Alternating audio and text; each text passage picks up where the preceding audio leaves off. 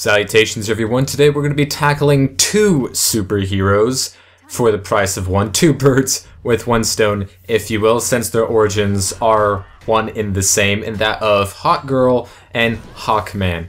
And not going to lie, Hawkman and Hawkgirl have a very complicated and difficult to understand origin, which is saying something of comic book characters. And due to their the nature of their origin, creates a lot of confusion. So we're going to go ahead and go over the Golden Age Hawkman and Hawkgirl, which will be cleared up as to why in the future. This is the main Hawkman and Hawkgirl throughout the ages, which is different than most heroes, which are more accustomed to a Silver Age retcon being the main well-known storyline. So back in 19th century Egypt, as prophesied by the wizard Nabu, a spaceship landed in Egypt. Prince Khufu, Nabu, and the champion Teth Adam, who would later become Black Adam, as I mentioned in his origin video, searched the desert, coming across a Thanagarian ship styled with a hawk-like motif. Nabu cast a spell translating the strange language of the female space traveler, and just before dying she whispered the words Nth Metal, the name of the substance that powered the downed ship. Teth Adam lifted the ship back to Khufu's palace, where it was studied inside the Temple of Horus at Urdu. The remaining Nth Metal was examined, and the most obvious property proves to be that it is an anti-gravity metal. It negates gravity, in a sense. The remaining sample from the ship was melted and used to create several remarkable devices, including a scarab, which allowed Khufu to fly, a deadly knife, and a battle glove referred to as the Claw of Horus. However, the metal was strengthened the souls of Khufu and his lover Shai Ara, binding them together in their love and imprinting them with the collective knowledge of Thanagar, the alien race to which the space traveler was a part of. And the villainous priest Hothset murdered the two with the knife made out of Nth Metal.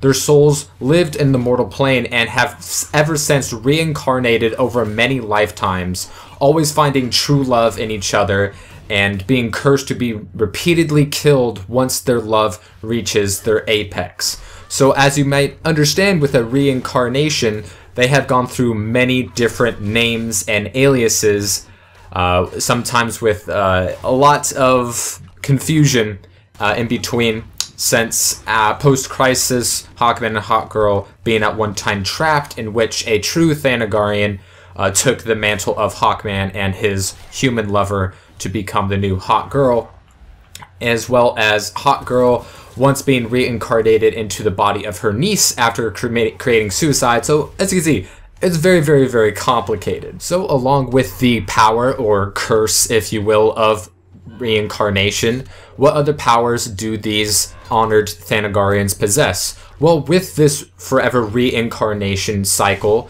both have accumulated a large repertoire of knowledge of various tactics as well as weapons, and Hawkman is a brilliant, strong leader and very intelligent, considered a leader in his field of history and archaeology.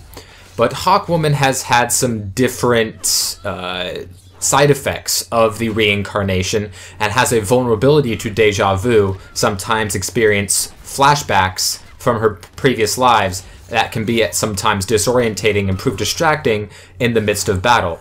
Also, in some certain reincarnations, Hawkgirl has had no memory of any of her past lives, including her lover Hawkman. Hawkman has also experienced this only a few times. So both are cursed to be born again and meeting with their internal soulmate, only to be murdered once again in their life cycle. Both are powered by Nth Metal enhancements, including their Nth Metal belts, which grants them the ability of flight, as well as Nth Metal weapons, Hawkwoman using mainly her mace. And Nth Metal enhancements are also psycho-reactive, responding to its bearer's thoughts, and its base form has a number of electromagnetic and gravitational properties.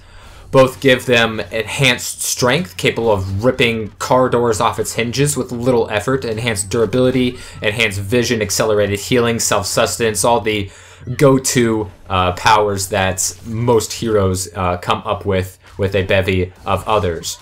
Mostly sticking to archaic weaponry, Hawkman has stuck to the mace and flail, while Hawkwoman has stuck mainly to her mace.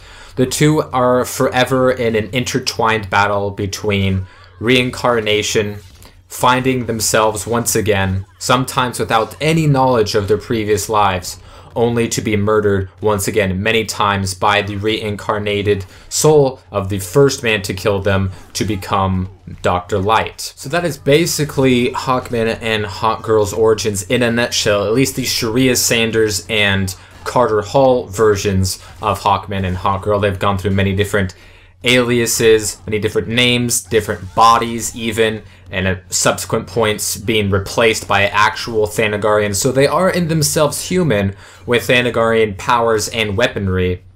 But all in all, a tragic story in that they are always killed at the height of their love, sometimes losing the memories of their past lives and eventually finding each other all over again just to be killed. But that doesn't stop them from fighting and being a part of various hero leagues, as well as the All-Star Squadron, the Justice Society of America, with Carter at one point leading the Justice Society, the Justice League of America, off and on due to various rules and integrations and retconnings, and with other characters during the Brightest Day and Blackest Night storylines, part of the Black Lantern and White Lantern Corps for brief moments of time.